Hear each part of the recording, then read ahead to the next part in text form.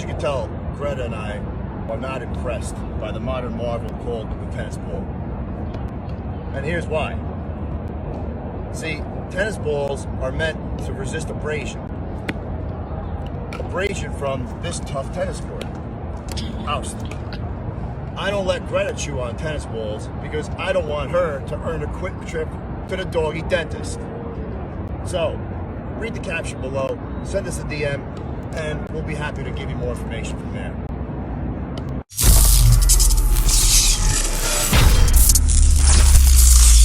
Today,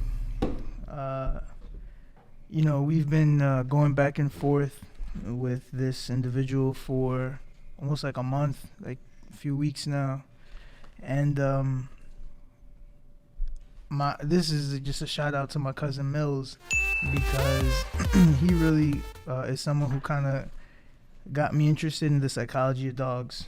And today we have the dog whisperer of New Jersey, basically, someone who knows about dogs way more than anyone that I have met.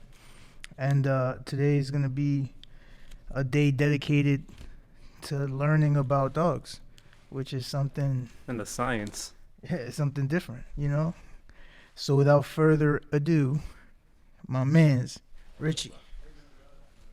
How you doing?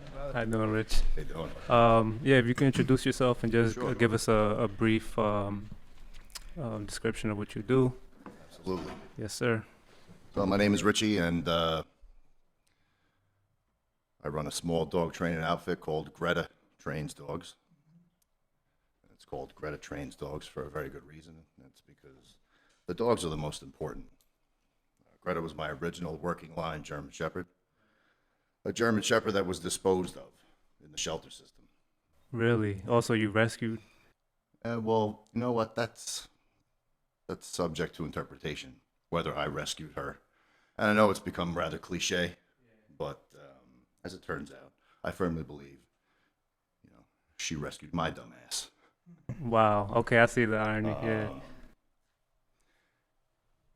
So at this point, it's about 11, 12 years ago. I picked her up in the shelter. I've always felt this closeness with dogs. I can, without a shadow of a doubt, say I grew up with them. My aunt had a Rhodesian Ridgeback, and there are photos of me as soon as I was able to stand. Really? Also, yay high. Supporting myself on Samson's back. He was about a 95-pound Rhodesian Ridgeback. And at the time, Rhodesian Ridgebacks were bred more to the original standard from Rhodesia, present day Zimbabwe. So he was a big guy. My dad used to show him, and it just went from there. I always found myself more at peace around dogs and animals in general.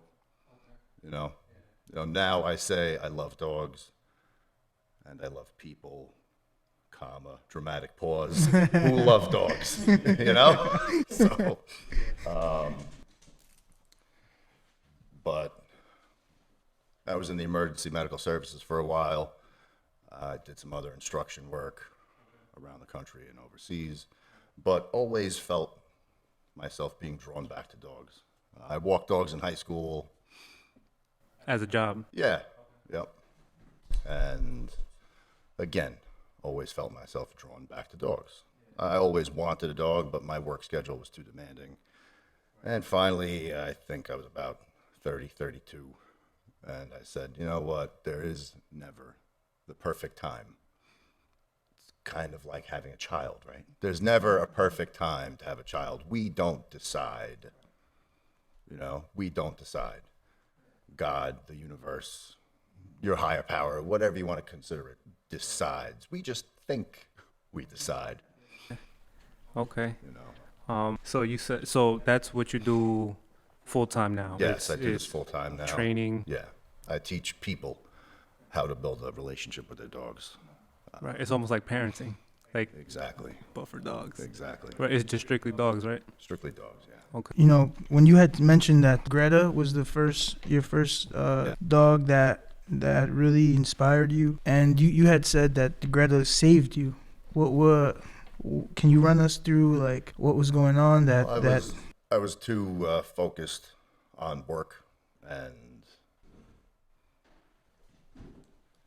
I wasn't. I was living too fast of a pace of a lifestyle. Too focused on work, too focused on financial gain, and eventually I found myself. Some would consider it a slight depression, but Greta was always there. You know, Greta brought me through 5 relationships. She's been there from the start. Yeah, 2, 3 careers, and Greta was always there. Greta represented consistency, and ironically, that's what dogs need: consistency. She was my consistency, and I didn't realize that that's what I had provided for her. You see, Greta was, like I said, she was disposed of in a shelter because she was a working line, Eastern European bred German Shepherd. More than likely, she was Czech, and that is not well suited to be a pet. You know, they are extremely driven. They're actually rather aloof. You know, they're not everyone's friend. They're not like Ingrid. And on top of that, you know, as humans go, humans can be very superficially judgmental.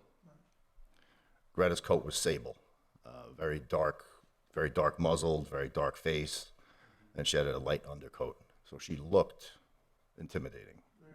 Yeah, and she looked like she should have been working, doing apprehension work or something intimidating. And due to that fact, she was put on literal death row. And the rescue, the Garden State German Shepherd Rescue, pulled her days before she was supposed to be euthanized in some less than ideal place in South Jersey. So when I got news of that, and this was after I adopted her, and after I started to implement what little, now I look back and I say what little I knew at the time. And, you know, at the time we always think, no, I got this, I know everything. You know, I'm the best. Yeah, right? yeah. But You can relate. Perhaps I'm being too harsh of a judge, a character of myself, but I really didn't know enough. I can firmly say that I didn't know enough, but whatever I did know was able to stabilize her. Long story short, they said, Richie, yeah, of course. All of our dogs come from a euthanasia list or kill shelters. And I said, wow, is there any way I can help? They said, sure. You go into people's homes all the time on the ambulance. Why don't you start doing home visits for us and conducting these kind of checks on applicants' homes? You can write up a little report and just tell us at the end if you'd feel comfortable leaving Greta there under their care for one night. And that will be the litmus test as to whether or not they pass that phase of the adoption process. I said, absolutely sure, no problem. And part of that was teaching people why Greta was so stable, why Greta listened. And that's where this training thing really took off, because before I knew it, the rescue was telling me, go back and help these people with their dog. No problem. So was it a slow transition, or like? It was a slow transition, yeah. It was true growth in, you know, by the dictionary definition of the word. It was always there. I stopped fighting, you know. Sometimes we have to stop fighting what the universe intends for us. it's a calling. Like when you have your calling, if you try to deviate from the path, all roads lead to that one path. Whether you take the short path to get there or you go ahead and deviate and try to take the long way there, all roads eventually lead to your calling. Trust me, I took the very long, very uphill, very tumultuous way to this. Yeah, but it most definitely made you a better person overall to, you know, have you where you are today. You know, our experiences make you who you are. So Our experiences definitely make us who we are, but I appreciate your words. I'm a better person. I just do what, you know, I just try to spread Greta's word and treat all people as if they're family, and treat all dogs as if they are upcoming family members, you know. Notice I use the word family. and not relative. Because, you know, a relative doesn't necessarily always treat us like family, right? I just want to ask a quick question. Do you course. remember how you felt like the day that you said, you know what, tomorrow I start full-time training? Like, was it alleviating? It wasn't like that. No. I'm very blessed to have a very, very small circle. And one of my buddies, Serge, who started our Instagram, he said, you should train dogs. He said, you're great at this. You've helped this friend, and I've seen you with this one and that one.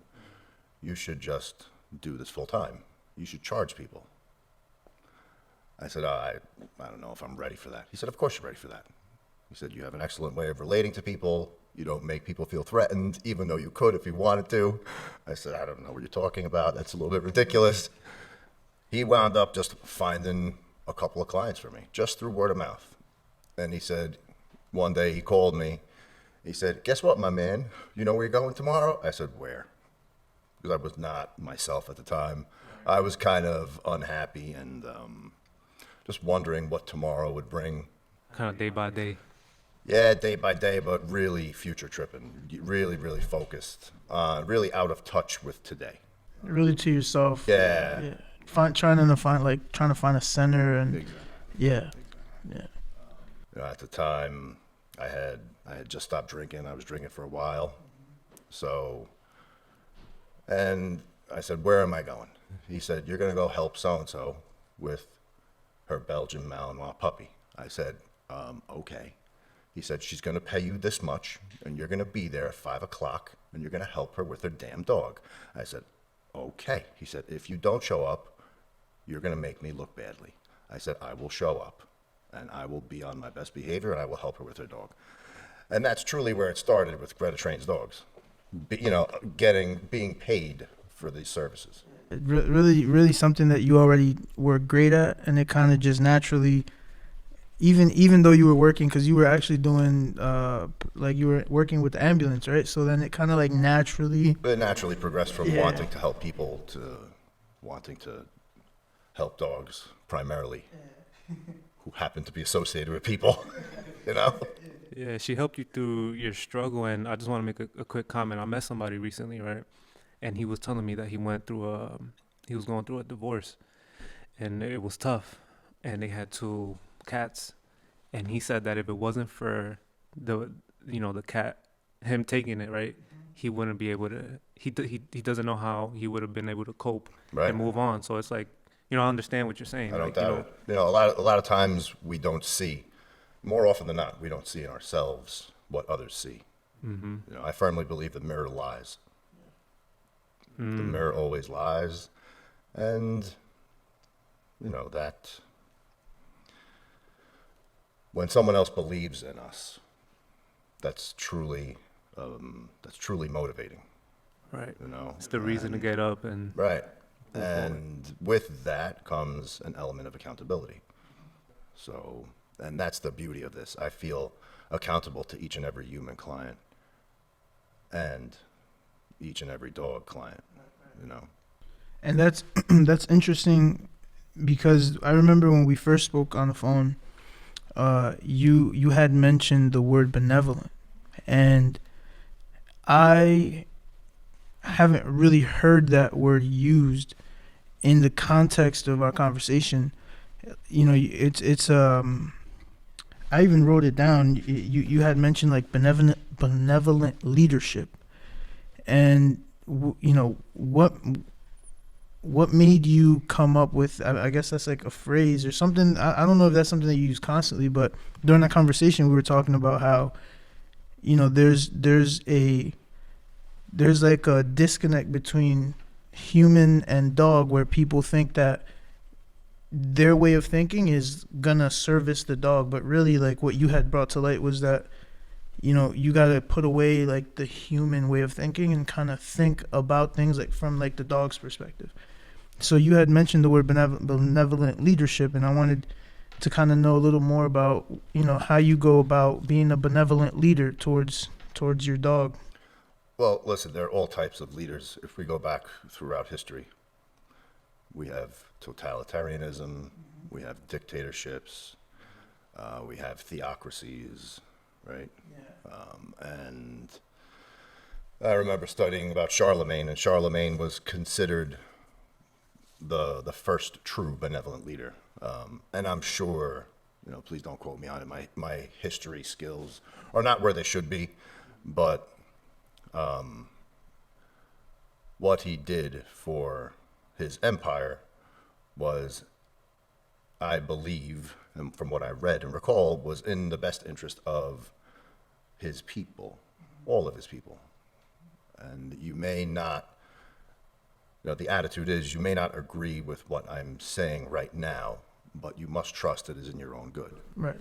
It's all your best interest. It is in your best interest, yeah. And in the vernacular, we could say, I'm not telling you to do what I say because I said so. I'm telling you to do what I say because I love you. And we will talk about it later.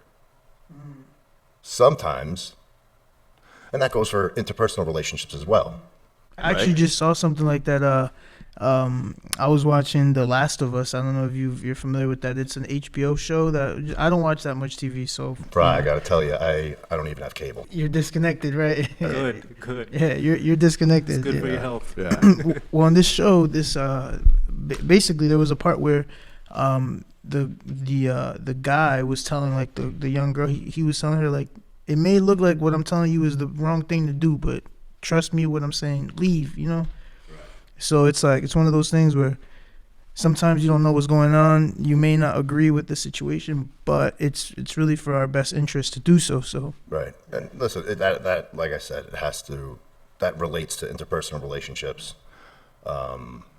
romantic relationships, as well as our relationships with our dogs, and parenting relationships as well. It's as simple as stay out of the street. Right. But why? Yeah, The child says. The child is ignorant. And when I say ignorant, I mean it objectively, simply in a state of not knowing. So if I'm with my girlfriend somewhere and I see something going on,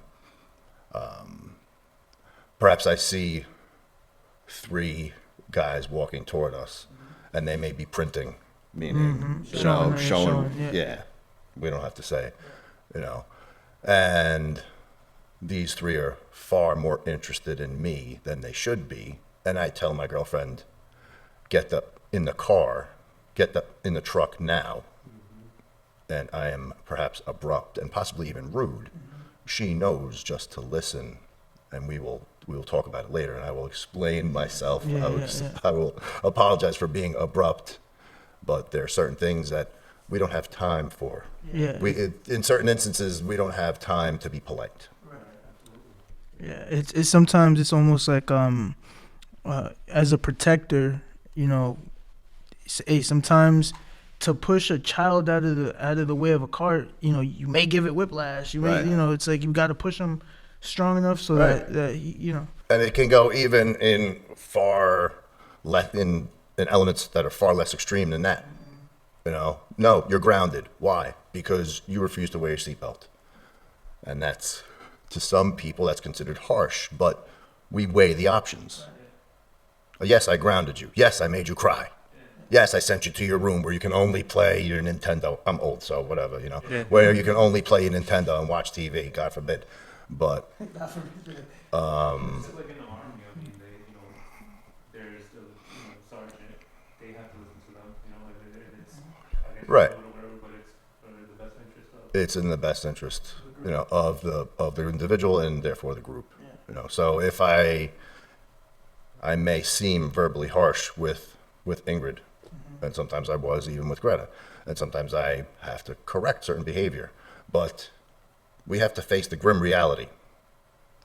Would I rather be verbally harsh and correct a dog that is going toward a puddle of antifreeze? Or do I let the dog just do whatever she wants to do and lap up the antifreeze and risk her slow death due to all types of neurological poisoning? What do we want? Right. It's kind of like one of those things where you need to put your foot down. Sometimes, especially just in general as a man. As men, you know, society has weakened our ability to take a hit. You know what I mean? It's kind of like one of those things where I remember when I was in high school, when I was in middle school, and even younger than that, I remember, the men that were in my life, primarily like my football coaches, they were cursing at us, yelling at us, treating us like men, respectfully, not out of character, but just shaping and molding us in such a way where sometimes it was harsh. That your mom wasn't staying at football practice. Right. They would tell your parents, Right. get out of here because it's football practice. Yeah. You got sometimes our coach would grab us and hey, what's going on? And I remember one of our coaches grabbing one of the players by the face mask and literally putting him on the ground and dragging him. It's like a story that we tell. And I guess, listen, that does have a place in football. That does have a place with people. I have to say, though, that there really isn't a place for that with dogs because, dogs build a relationship with humans and other dogs first by forming trust. They must learn to trust the hand. The hand can only represent goodness. The hand can only represent, as I like to call it, scratchy, or Slim Jim, hot dog, Cheetos. I don't care if it's a McDonald's burger that you're handing the dog, but the dog cannot interpret this weird thing that humans call a hand in whatever language we choose as being something bad. So, but there's also an element of the coaching in this. It's stress inoculation. Our coaches, our advisors, our instructors in certain fields yell and scream at us. Yeah. I was programmed to, I play football, so. Right, but why were they yelling and screaming at you? To get us to do To motivate, the right thing. to motivate you, but also to inoculate you to stress. It's called stress inoculation. And that's no different than when I'm working with a dog near loud landscapers. I intentionally bring certain dogs near certain things that, quote unquote, bother them, which we later find out it usually is initially bothering the owner. And as I always say, it all travels down lead. But out of the box, some dogs are disturbed by loud sounds and strange scents and so on and so forth. I think I saw that on your Instagram. I think you had a dog close to like a forklift. Yes. And I think you were speaking on that with regards to, the loud noises, how to acclimate a dog to just like. Precisely. Yeah. I have a bunch of questions, man. Go ahead. You need a keen eye. I'm saying, like, you need a keen eye in order for you to be able to see, like, what scares the dog or what, has them acting a certain way. Like, you have to, Right. be situationally aware. Yeah, and also I always have to be watching and listening for the person, for the human involved. Seeing how they react, seeing and predicting how they're going to react, anticipating how they're going to react, and usually the person reacts before the dog. The handler reacts before the dog reacts. Yeah, I've written, I think you gentlemen have read through what I've written on Instagram. And it always amazes me. Some people actually ask me, do you write all of your posts? Yes, Mrs. Crabtree, I do. Why do you ask? Well, I was just wondering because you look very, big and strong and you wear those pocket pants and, you don't look what? I don't look intelligent. I don't look like I have 2 firing neurons left in my skull, Mrs. Crabtree. Thank you for the vote of confidence, You definitely look, you're definitely an intimidating guy, man. I don't see myself as that. I don't think I am. Yeah. The minute I start looking at myself like that, is the minute that I will spiral down out of control. No, but that honestly, I think that's a very good thing, though. At least from my perspective, I think men need to look like men. Like you're in shape, you're tall, you're muscular. You have a deep voice. You're not like, I think that so definitely you have like the aura and you're very tranquil. It's like very strange. It's kind of like you were.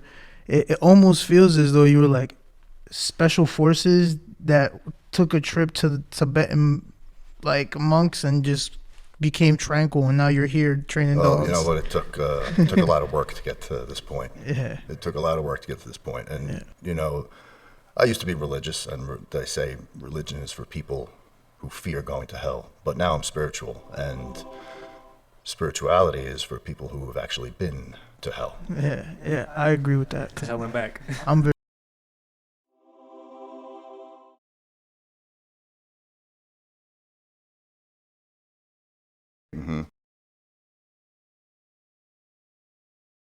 At a certain point, I actually toyed with the idea of going and joining the monks at New Skeet, See, who I know raised it. German Shepherds. Really? Yeah, I was just tired of this life. society. I Right? was, for a good month or two, I was truly pondering whether or not that would be the best move for me. Just to simplify my life, sell all my belongings, take Ingrid, disconnect, and go to New Skeet.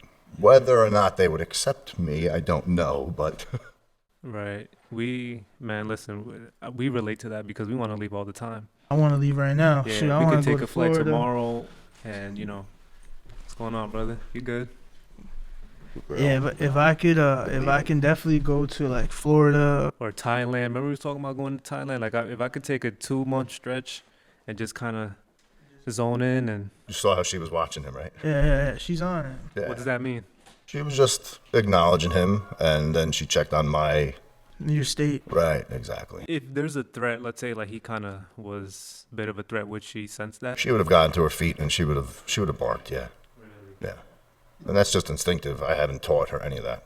Let me ask this question. How do you approach training with different personalities and and when I say personalities, I mean like dogs. Like each dog is its own. From our last discussion, it's its own personality, its own behaviors, its own person, right? So like, how do you approach coming into let's say a home, or someone wants you to train a dog that they may have had in the family for 4 years, let's say, and you just first day you see the dog, like how do you go about assessing the personality of that dog, and then what it needs in order to fix it? Well, it's important we clarify. First and foremost, I teach and train the people, and I'm almost sorry to admit it's training the dog is secondary. Have I done several board and trains where I've taken dogs out of their home environment and specifically worked on the dog first and reconditioned, counter-conditioned, reprogrammed the dog? Yeah, absolutely. But I have a more than accurate impression of the dog after I speak to the owner on the phone for about a half an hour. And they don't even need to tell me about their dog. They can just tell me how their day was.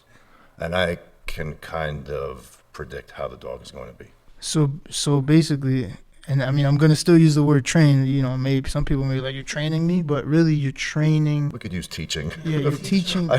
Yeah. You're teaching the owners how to interact with. Yeah, how to understand their dogs. Wow. See, people it's a different perspective, but it's actually the correct way of teaching the owners. Yeah, because if you was to see, like, let's say if you're at a grocery store, you see a child acting crazy, they're throwing everything around. I mean, you're looking at the parent. Right. Yeah. Yeah, I equate it to a body shop and a car. I can easily take your car and fix all the dents and dings in it. I can easily fix your wheels and remove all that curb rash.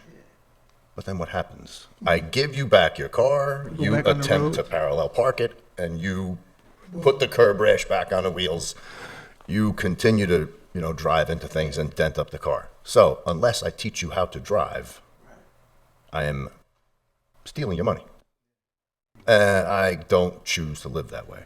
I sleep far better at night knowing that I've done the right thing by the dog as well as by the person.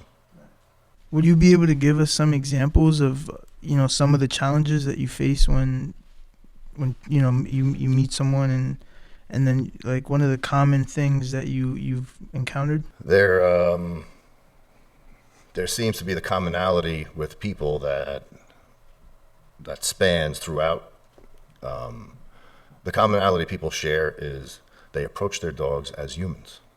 There are many, many differences. You know, we have, as a species, evolved together over the past, well, the jury's out on it, but between 27 and 40,000 years, we have evolved together. We can firmly state that over the past 14,300 years, when they found the Bonn Oberkassel grave site in Germany of this domesticated dog buried with two people. And we can go into that, but so about 100 years ago, they found a grave of two adult humans and a 24-week-old puppy. So they were domesticating, like, Yeah, through analysis of bones and teeth, they understood that the dog suffered from 3 separate bouts of canine distemper. Canine distemper is fatal to dogs. what is canine distemper? It's a horrible virus. Exactly how it kills a dog, I'm not sure, but it would have caused just a horrible condition of the dog. You know, diarrhea and neurological issues as well.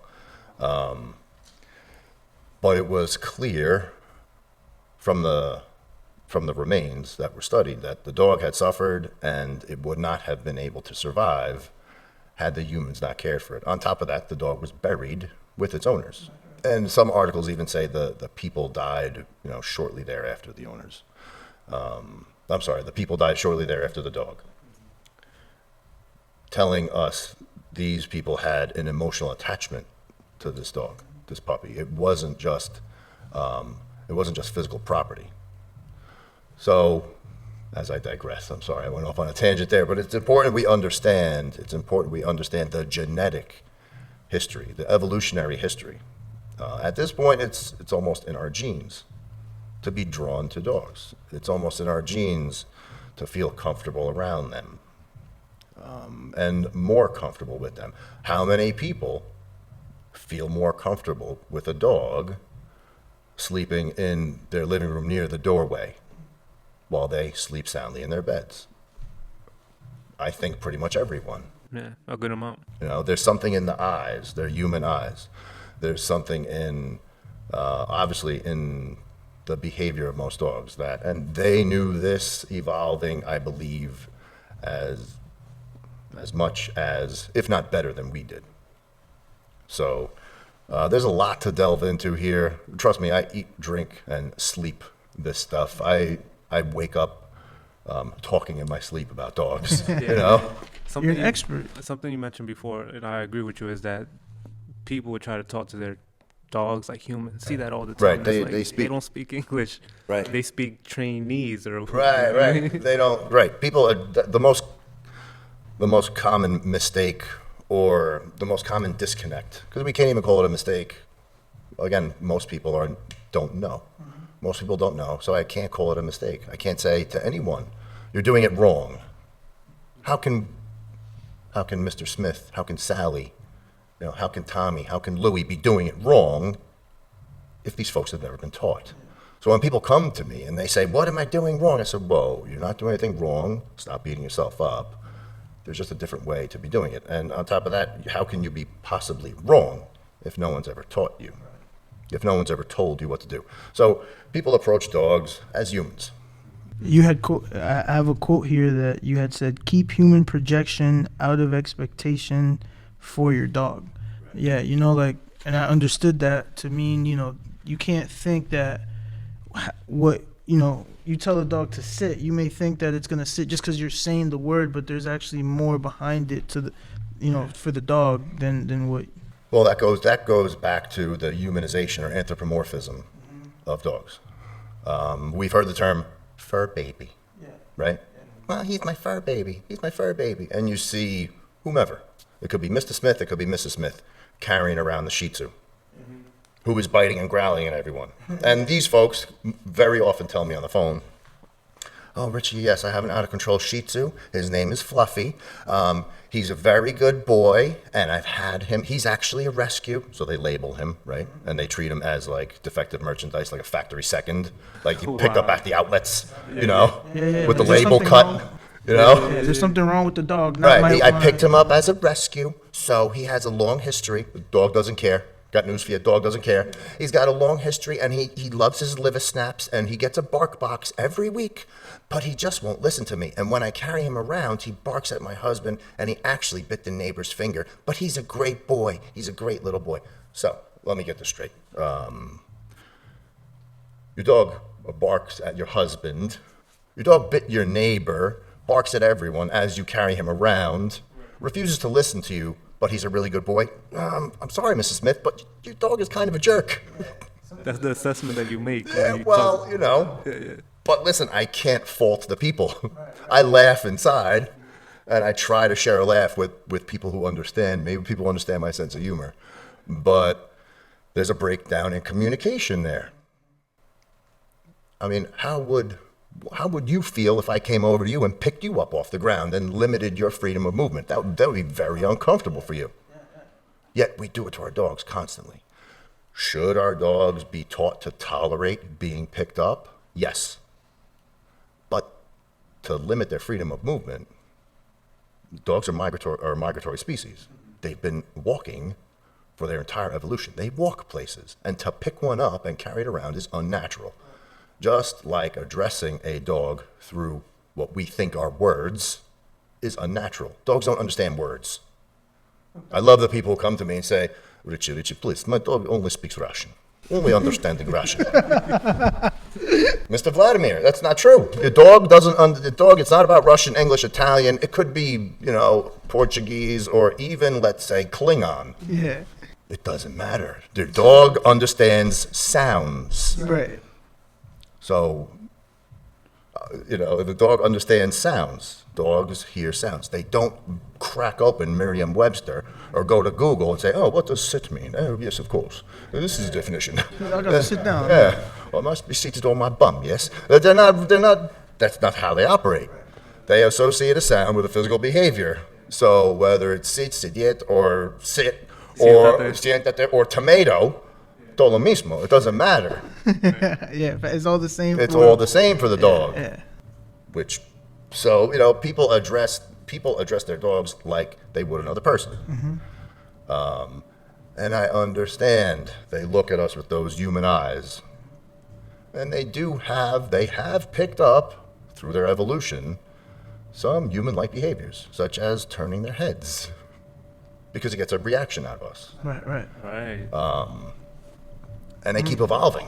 Remember, So they'll be like, huh? Like, Right, but it's and more- you think it's like asking the question, like, huh? Right, it's more so in an effort to adjust the pitch of their ears to understand if they've heard that sound before and what it means. It doesn't mean, yeah, I agree. It doesn't mean, yes, of course, Mom, I'd love to go for a stroll in the garden. It doesn't mean that. So it's really what it's doing is analyzing the pitch and sounds that It's trying picking up. it's trying to find the appropriate behavior associated with the sound, in my humble opinion. Yeah, I mean, but that makes a lot of sense. So it's usually a lot of trainers' behaviors will call it conflict. No, what was that? What does that mean? What does that mean? But people talk to their dogs. They treat their dogs like people. Humans are primarily verbal species. Yes, we rely on body language very, very heavily. Dogs are governed by their snouts. Secondarily, they operate by their eyes. And thirdly, they process sounds. So they process the world in this order: nose, eyes, ears. They process the world. They process their environment: nose, eyes, ears. Humans don't really do that. Humans do not process the world by scent first. After hanging out with so many dogs, I think I can, because I smell a cigarette from a mile away. Really? Yeah. And contrastingly, we have to understand dogs hear. Notice I use the word hear, not listen. They hear 4 times better than we do. So they hear sounds 4 times better than we do, 4 times perhaps we can say louder. Yes, they hear other frequencies that are outside of the scope of our hearing. Yet they process it last. Okay? So what do you think is going through your dog's head when you come home and tell Fluffy you have missed him so much and there was so much traffic on the parkway, but don't you worry because Chewy dropped off this package for you and everything's going to be fine, Mr. Fluffinuffagus. Don't you worry. The first thing the dog's thinking is all right, what is the routine of what happens? What the hell did you just say, you Right. crazy old bat? Yeah. That's what the dog is saying. Right? Yeah. And people say, oh, but his tail is wagging, he jumped up on me. Okay, so you agitated your dog. No, he was happy. He was anxious. He was happy. He was anxious. But he's happy. He was happy to see me. He was anxious. So hold on. So a dog wagging its tail is a sign of being anxious and not. No, a lot of you have to take the totality Of of the dog's body language into consideration. Right. But if the dog is jumping on you and whining and has charged at you from its bed, tail wagging, and is jumping on you and is yelping and screaming and trying to quote unquote hug you. Remember, dogs don't have arms; they don't hug. Right. They lick. They Yeah, try to taste. Even that. But I have this constant disagreement with a lot of clients. Your dog is anxious, and you have caused it. So, because your dog is extremely meditative. Like if I didn't know the dog was here, I wouldn't even know. Because it's like it doesn't even move. Are people going to be able to see her on camera or? Not right here. Not right now. We're gonna take a picture though at the end, for the thumbnail. But it's just incredible how still and how for just for the audience, like there's a dog here, and it hasn't moved. It's incredible how They wouldn't even know if we didn't say it. Yeah, that you would never know. She knows what's expected of her. It's and, it's unreal. She's expecting that treat, huh? you know what? That's the food rewards are a whole nother. Is that's a nother conspiracy? topic. It's not a conspiracy at all. Listen, I am all about positive reinforcement Yeah. when it's properly conducted. I'm all about positive reinforcement. There's a large community of positive reinforcement only trainers out there who shame balanced trainers. But there are aspects of the positive reinforcement community to which I absolutely subscribe. But first and foremost, we have to understand we're always addressing a dog's state of mind before physical behavior. And if we're providing food to a dog who is anxious, in most situations, we're rewarding that anxiety. So for example, if you were like Paul, and then the dog gives you the paw, then would you at that point reinforce it with like a treat, or is there another way? I think you're missing some of the point here. If there are certain stress responses in a dog, the yawn, the lip lick, the mouth smack, the whine, the head shake, and if a dog is exhibiting that and we're providing food, if their dog is in fear of thunder and is running and trying to hide, or is salivating for no reason, or is trembling, and we come over with a cheeseburger for the dog, we're just rewarding that state of mind. You're reinforcing like that negative. Right. Right. Yeah, I understand what you're saying. Right. Yeah. Right. It would be different if it were like Gangstar, right? Oh yeah, no, we don't. Like, I'm going old school. I don't know how old No, school. Gangstar, don't tell me, man. Guru, come on, man. Guru and Primo. We can talk about that all day. R.I.P. Guru. Yeah. R.I.P. Guru, man. One of the underrated. Super underrated. Super His lyrics were so intelligent. You're throwing me off, Yeah. man. Well, you weren't expecting that coming from an Italian guy, right? I'm saying because even like I don't know about. I don't even me like. even growing up, I don't know nothing about that. I'm 32, right. so even growing up, some of my peers didn't even know about Gangstar like that. So it's like, I'm just a hip hop head. That's it. He knows too much about music. I have a quote here that I wrote down, damn it, and I spent time writing this down, so I need to get it off my chest. I'm listening. It says, "We don't fear commitment. If you're willing to listen and learn, we stick and stay. We don't run the other way." Okay. Some call it stubbornness, others persistence. We call it benevolent leadership. Mm-hmm. Can you explain benevolent leadership? I think we went over that, but Yeah, I we had to went get over that. I had to get that quote off my chest, man. Yeah, I don't know when, with which post I wrote that. I think it was regarding Henry, the German Shepherd. But you know what? Listen. Say what you want about me. You can call me stubborn. You can call me foolish. You can call me, on the positive aspect, persistent and committed. But yeah, I commit. I have no problem committing. There's a lot of knowledge when it comes to dogs, like dog training. Like the first time that I really learned something that I thought was like, I wanted to be cool. When people ask me about if I knew anything about dogs, I'm like, yeah, I know how to train a dog. Was when I heard about the guy, the dog whisperer. It was like on TV, and he had said something. He was like, dogs should never walk in front of you because they're trying to lead you somewhere.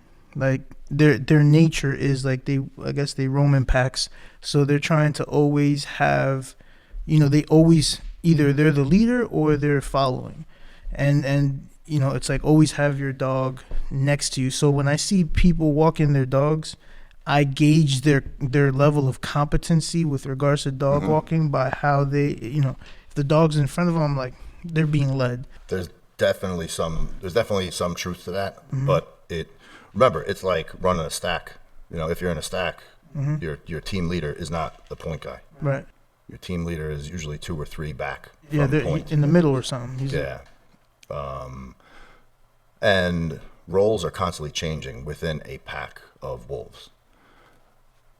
And then it's even important that we take a step back and understand dogs are not direct descendants of wolves. Wolves kind of evolved separately from the domestic dog. Yeah, really? Canis lupus evolved separately from Canis lupus familiaris. They both came from the Pleistocene wolf. The Pleistocene wolf was around, like I said, about 40,000 years ago. It's an extinct species of wolves that was obviously prevalent during the Pleistocene era.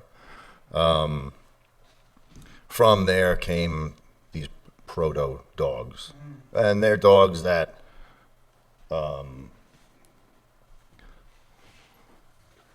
she just flopped on the ground. You heard her, right? They're dogs that evolved near humans, and whether there are a couple of theories on how they evolved, but one thing we can all agree on is that the desirable genetic changes or mutations of the domesticated dog is one of sociability with humans, one that did not fear humans, and one of inability to make critical decisions. The most critical decision that can be made in the wild is getting food. And that's one of the things I tell people. If you're not making decisions for your dog, you're doing the dog a disservice. It's kind of like my dumb ass in Home Goods. I don't want to make those decisions. I'm no good at picking that stuff out. Dust ruffle, feather duster, sage candle, gardenia candle. I have no idea what I'm doing. You gotta send your girlfriend. I need to be there with. with a girl. Yeah. I need to be there with my girl who is telling me who's giving me a job, right? Push the shopping cart and pay. Thank you so much, my dear. That's it. Right? From point A to point B. Because in those stores, and this is 100% truthful, I get anxious. And when I get anxious, I want to get out of here. things don't go right. Someone winds up crying. Yeah, guys go in the store and they're like 1, 2 items. Right, get me out of here. And I'm out. When I go into Bed Bath & Beyond and Home Goods and I don't have my girl with me, inevitably I make the wrong decisions. And what decisions are those? I wind up buying more popcorn, hot sauce, and knives. That's it. Stuff I don't need. Right. She wanted candles, Right. little things Towels, for this and that. I got anxious. I got frustrated, and I got the hell out. Right? So when we tell our dogs what to do, we're actually being kind to them. right? Yeah. Your dog to personify it, the dog kind of says, "Oh, wait a minute. So if I shit and lay down when you say shit and lay down, if I come inside when you say come inside, if I get off the couch when you say get off the couch, you're going to give me food and water and let me sleep inside, right? And take me out to go poop and pee when you say so, no problem." It's very, very easy for a dog. Yeah. Super, super easy. I know that you're going to provide for me. Right. Easy. Easy. No. Right. The less the dog thinks, the better. Right. And listen, some dogs are more challenging than others. Yes, you have your Belgian Malinois up there that they need to work and engage, right? Oh, yeah, they yeah, need yeah. to bite stuff, literally bite stuff. They need to chase things, whether it's sheep, okay, or people, or other prey, whatever it is. They need to work. They need to get those natural, they need to get those natural behaviors out of their system in order to be more balanced. Right. Right. Have you ever got injured while training dogs? Bitten? Bitten. Yeah, of course. Yeah. Of course, but this is going back to what you guys were saying before about commitment. I'm going to speak from my personal experience. I don't care however challenging a dog is. If I don't know, I will defer to I will find someone who does know and find someone who can give me advice on it. But when a human comes to you and is crying about how helpless their situation is, and how they say, not they say, but they're also saying, they say that I'm sometimes their last hope. And I'm also in a position to gather more information and employ it, right? And implement it far more objectively than the owner. Who am I to say, oh, this is too much work for me. I don't want to risk being bitten. Well, you know what? Brad over at the insurance company can risk getting a staple injury as well or getting a paper cut, but he still goes into the office, right? Yeah, this is what I chose. Yeah. This is what I chose. So I'm not going to run from a quote-unquote difficult client. The client being four-legged or two-legged, because sometimes some humans require some warming up. And I have to be more patient with certain people than others because they just don't buy it. They just don't get it. They just don't understand. But I treat them so well. But I give them the best food. But we live in this beautiful house, right? In this affluent neighborhood, your dog doesn't get it. Don't worry, just keep coming back. We'll help you. And little by little, they apply what I'm teaching. And it's not what I'm teaching, it's what I've been taught. I'm not reinventing the wheel here. I just happen to be very blessed with a great memory and a good way of relating to people. Right. Of telling people how to do things in a motivating, encouraging manner. Telling people how to do things without making them cry. Now, do a lot of clients cry with me? Yeah, they do. They let their frustrations out. No, it's because they understand finally that they have been, they've been possibly misled, or a lot of old emotions come out, right? Yeah, because animals are storehouses for a bunch of emotion. Right, a lot of old emotions come out where the dog has brought them, the hope the dog has shown them. Here, seats. Good. And also they understand that they are the reason their dog is unstable. So they start to blame themselves. And that's the moment I say, stop. I said, there's no point. There is no point in being critical of yourself right now. We don't look at the work we have to do. Hey, seats. You're not just a trainer, you're a therapist. I've been told that many times. Were you a therapist before? No. Have you ever thought of being a therapist? Well, the first time I heard it, I was reluctant to believe it, but I have been told that many, many times, yeah. Because, again, it all travels down lead. We have to stop looking at this as a dog leash and understand it's more of a USB cable or a lightning cable or HDMI. It's sending signals, constantly sending signals, right? Obviously, it's metaphorical. Yeah, but when you're hard. hanging out with your dog is picking up on how you are. Remember, dogs are governed by their snouts. They process the world through their nose.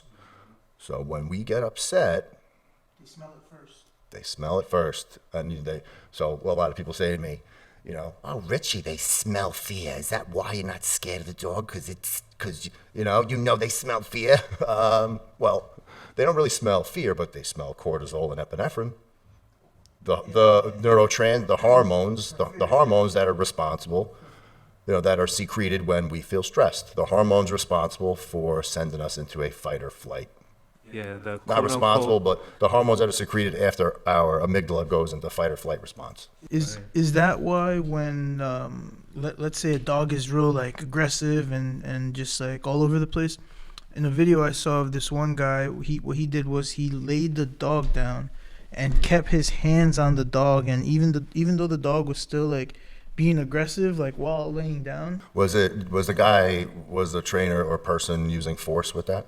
No, he like swept its feet, like swept the dog's feet, right? Like, and then laid it down, and then just put his hands on the dog and didn't let it go out. So as far as force goes, I'm pretty sure he was like not letting the dog get up. But basically what he said, he was like, the reason why I do this is so that the dog can relax and know that I'm in charge here or whatever. And then when the dog calmed down, then he was like petting the dog, and then he said, you just gotta show the dog that you're not afraid. It's not gonna intimidate you by being aggressive, and he said that it was like a defense mechanism for the dog. Listen, there are plenty of ways to show a dog you're not afraid before it comes to invading its personal space like that. Mm-hmm. Because dogs form relationships with each other and with humans by first establishing trust. Trust, then respect, and finally love. Trust, respect, then love. Trust and respect. So I don't know how much this dog, and listen, this is I didn't see the video. Yeah, I didn't see the video. Yeah, it depends on the dog. Depends on the person. So I can't comment directly on it. But to invade a dog's personal space like that is, to your viewers, to your listeners, it's not advisable. Right. There are plenty of ways to get a dog to trust you just by standing there. Just stand there and shut up and don't look at the dog. And the dog will understand, okay, I'm sharing this room with this person. This person has not hurt me. It builds a trust. Yeah. Just tiny bit more. I don't know if they're going to be able to see what I'm doing over here, but that's you right there. Tiny bit more. Is there a way, like if a dog is coming in and to attack you, or dog jumps a fence and he's out now? Well, it depends on the dog. Right. The aggression. It depends if that dog is trained for apprehension work, and that's not the time to ask the dog if it's trained on apprehension work or bite work. Most dogs are not. So there's actually a way to bypass a dog's I guess if there's a way to stop a dog from doing something, there's a way that they train dogs to not fear anything. Police dogs, they counter conditioning, right? It's counter conditioning. It's conditioning, and it's also harnessing the dog's drives. But that may be a whole nother podcast. A whole nother science. That's crazy. I've seen dogs they send dogs in, crazy situations, and the dog knows exactly where to bite, what to do. Absolutely. That's interesting stuff. Yeah. But going back to what you said about commitment, I'm not going to turn people away. I don't take just the easy ones. Right. Greta was not easy. Okay? I'm not easy. Yeah. But my friends, my loved ones have stuck by me. I don't believe that, by the way, man. My friends and loved ones have stuck by me. So who am I to turn my back on people and dogs who are in need and who believe in me? So if I'm at risk of being bitten, then that's just the way it is. I'm at risk of being bitten because this is what I do. Right. Have I made some errors in the past? Yeah, absolutely. We all have. But I'm not, some people who work with dogs brag that, well, I've never been bitten, and if you've been bitten, you didn't see it coming. Well, you know what? If you've never been bitten and you work with dogs, then you're being too picky with the dogs you're working with. Yeah. And you need to broaden your horizons a little bit. Go after the big dogs. I'm not saying intentionally put yourself in harm's way, but get out of your comfort zone a little bit. And a lot of times I'm so relaxed that the owners, been a couple of times where the owners really didn't listen and they set off the dog. One time I made the error of having an owner pass me a lead over the dog's head. The dog had been cool up until then, and whether I didn't get enough sleep the night before or just was slightly, ever so slightly not with it, the dog came back at me and bit me in the thigh. You got caught slipping. Yep, absolutely. Yeah.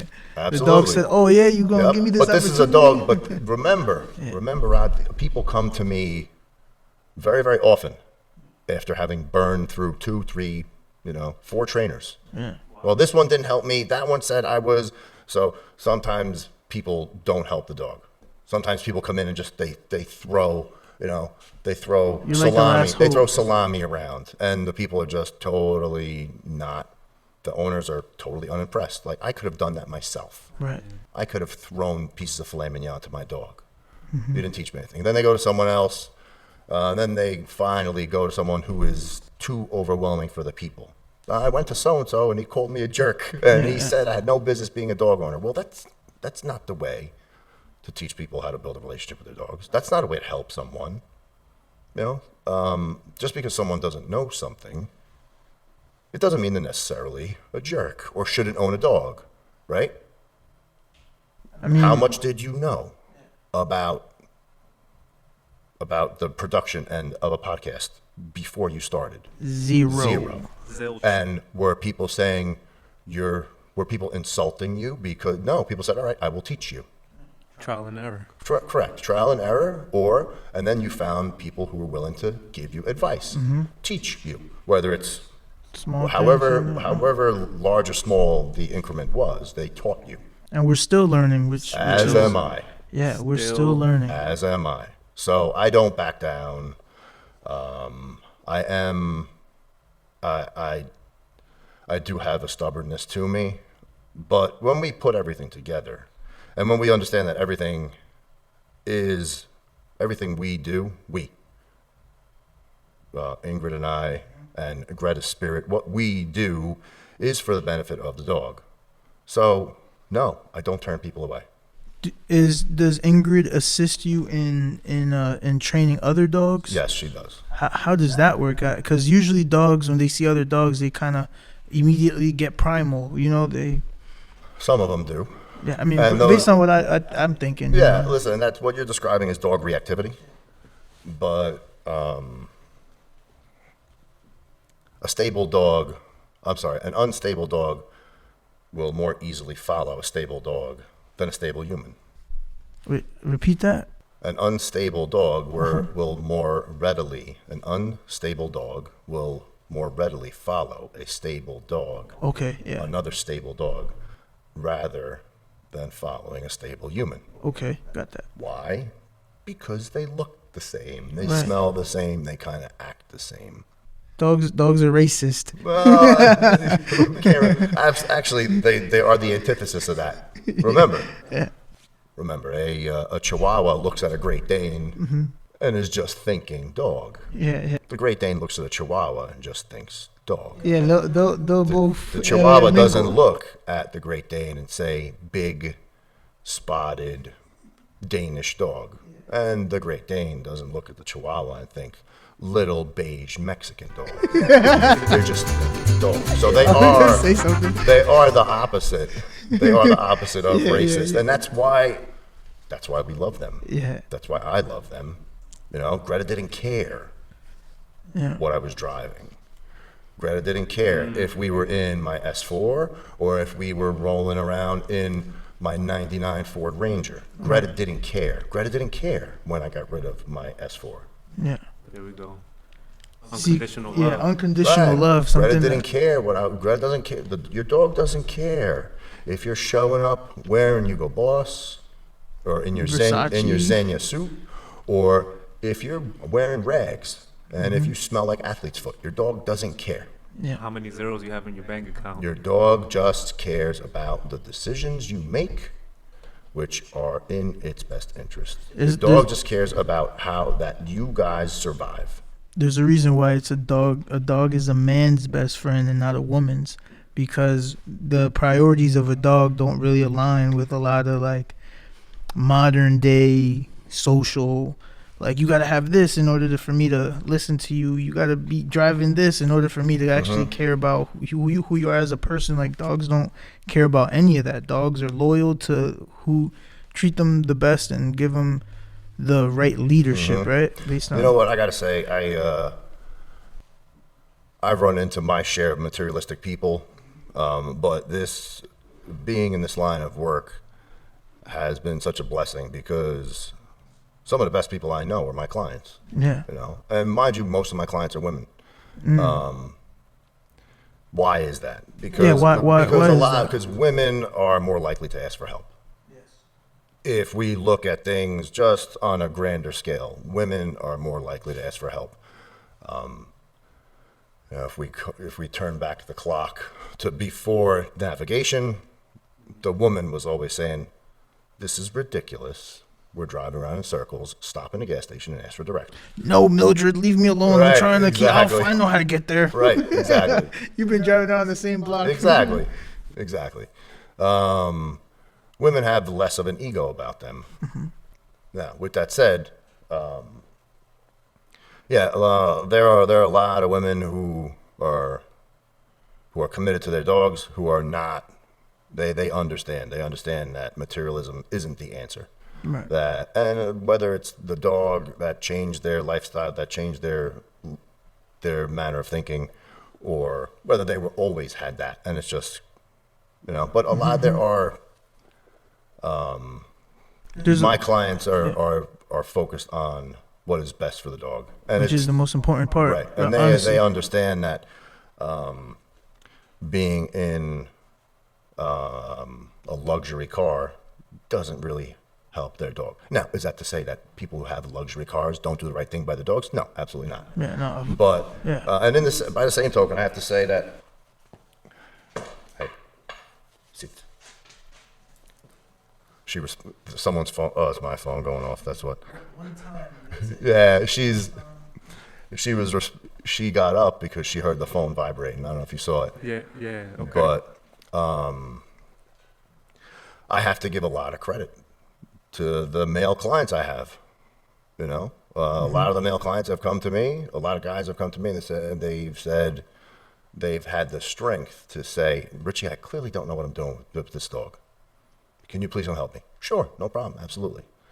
A lot of couples have credited me with improving their relationships because I keep them from fighting with each other. Over the dog. Over the dog. I tell them, please, by all means, allow me to be your bad guy. Right? If you guys want to argue, if you guys want to argue over something, don't let it be over the dog. You can mutually decide to dislike what I'm saying as long as you're seeing results. You know? And when I put people on the same page, just like I said, it prevents infighting. It gives them a common enemy. Right. You know? And I don't look at myself as the enemy, but it makes people laugh. It breaks the tension. Yeah. You know, you see, if there's one thing you guys will learn about me, it's I take dogs seriously. I take dog behavior seriously. I take the lives of dogs very seriously. I take my business very seriously. But I don't take myself seriously at all. You know? I was thinking, because, you know, we're entrepreneurs and we created a product. It's their dog, they're pooping, like poop bags. Mm-hmm. And I have a box of it at my house. I'm gonna give you a box of like this product. We put it on Amazon, and it's just hilarious. It's funny. So it's interesting, you know, with this whole dog thing. It's just like one of those things. It's like so random for us. I'd be happy to check it out. Yeah. One thing that I was gonna mention, I did check your page out. There's I think 5 million cats and dogs that are like homeless. My question is, why is that, and what's the solution to something like that? Because that's something that we don't really, talk about or shed light on it. Yeah. Like dogs that are homeless. Like cats and dogs together is Yeah. like 5 million. Well, you on know, the street. On the street. yeah, yeah. That's the Yeah, that's why I dedicate a lot of my time to rescues, to working with rescues, working with shelters, providing discounted rates to people who rescue, and ever keeping in mind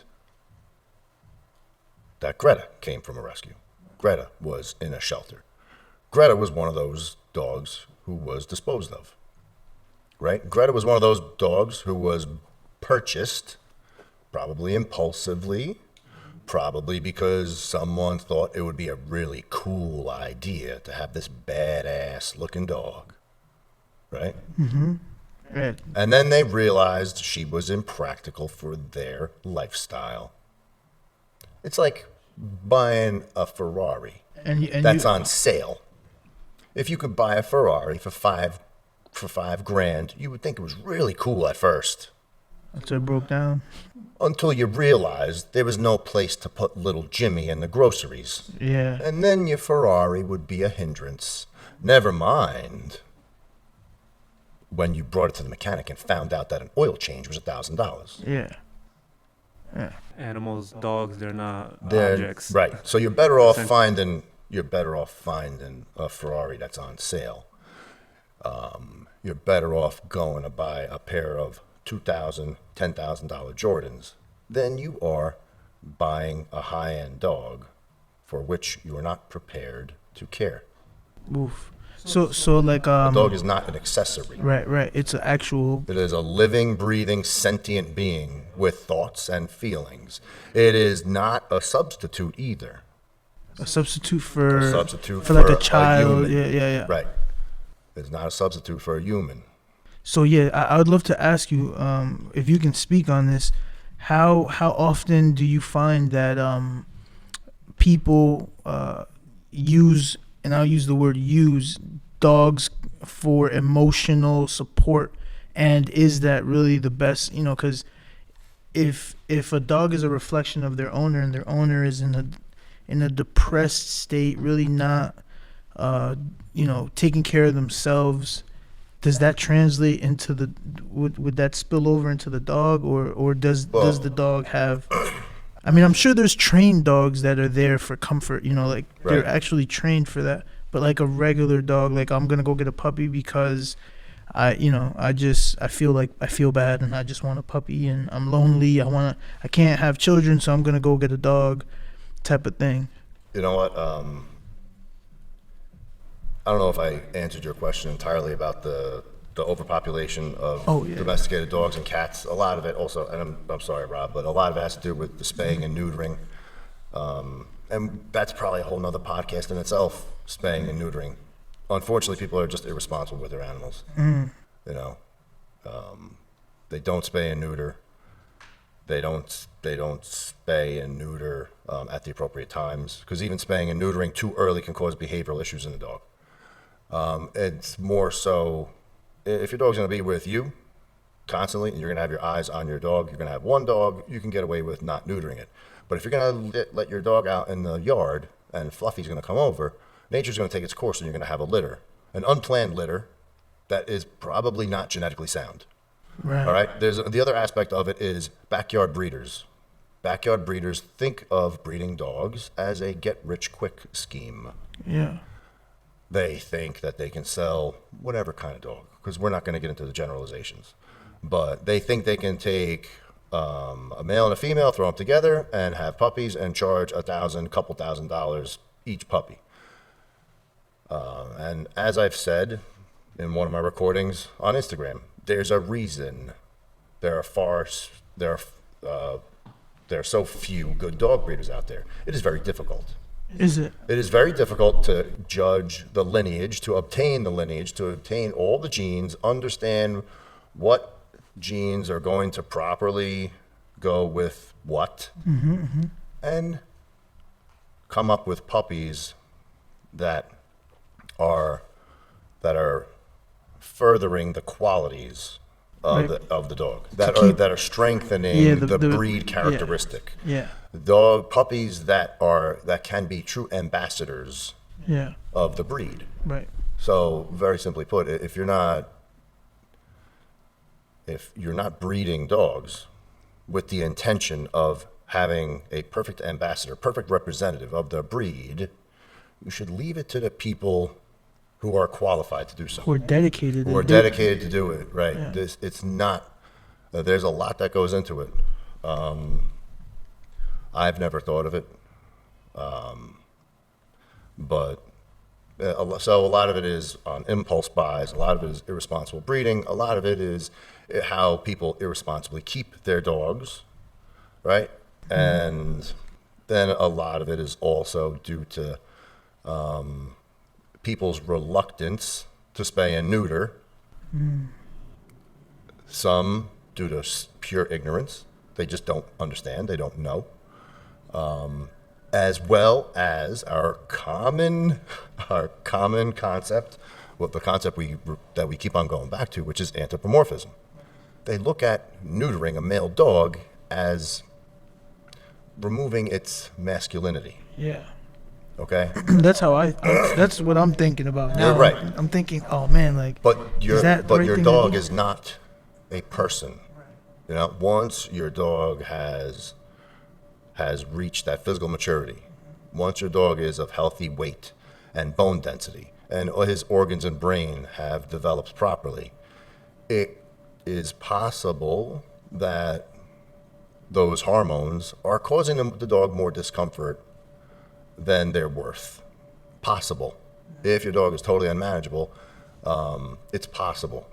I believe many times the people are taking the easy way out by neutering the dog, because it increases the dog's drive to work, and the dog can become more mellow. But there's a lot to be examined there. Would that affect well, I guess if you're at that point, you wouldn't want to neuter a like a purebred animal, right? Like a pure breed dog, like husky, or let's pick a whatever. Well, you know, Would that there be? are plenty of breeders. There are plenty of dog breeders out there that are furthering the species. So if we're specifically speaking about huskies, it's not a big deal that you're neutering your husky. Okay. Let's just give it a roundabout number at 2 years old. I like 2 years old. For dogs to be neutered at 2 years old would be a good. Yeah, that's a good, right. Good age. Provided you are responsible with that dog up until that period of time. You don't let the dog out in the yard. You don't let him roam the street. You know, you have implemented certain training methods. You have changed your interactions with your dog. Yeah, they're fully developed. Your dog hasn't become a behavioral issue. But all behavioral issues stem from people in some way, shape, or form. Whether it's the current people, prior people, or people responsible for the breeding of the dog. Right? People who improperly bred the dog and made it come out like that. Because dogs without human hands involved come out of the box perfectly. They come with all their factory default settings are perfect. We screwed them up. It is always the person. It is never the dog. So I know we can get super deep on all this stuff, you know. Yeah, that's why I hear you call them humans. It's like you'd rather be with the dogs because they're more like. Right. Yeah. Right. Yeah, your knowledge. I feel like you're holding back so much knowledge because we can get into one topic and there's just so much that you can probably go into that. When I tell you, I wake up. Yeah. My girl has told me, "Oh, you were yelling last night. Just move the effing dog. Move him, move the effing dog. Movement dissolves anxiety." You were screaming that last night in your sleep. Because sometimes I'm with people like that. They're frozen there. Yeah, You know, I and get- that's something I say on a regular basis. Move your dog. Movement dissolves anxiety. If you see your dog having a meltdown, just make a decision. Right? Go for a walk. Take him for a walk. I'm saying in the moment, your dog is freaking out at the garbage truck. Don't just sit there. Do something. What would you do in Move that the dog. situation? Heel. Move. Yeah. Heel. This way. Move. Left turn. Yeah. Right turn. Sit. Oh. Move. Heel. Got it, Let's got go. it, got Good it. job. Good job. Good heel. Yeah. Don't worry about the garbage truck. We say with our bodies. not with our big freaking mouths, right? Because reassurance is misinterpreted by dogs as praise. So you stand there and you say, "Don't worry, Fluffy, that's just a garbage truck," right? How many times have we seen that? Yeah. "Don't worry, Fluffy, that's just a garbage truck. It's okay. It's okay. Shut And the up. dog is trembling like, It's okay." Yeah, we try to be nice and be reassuring. "It's okay. It's just a garbage truck.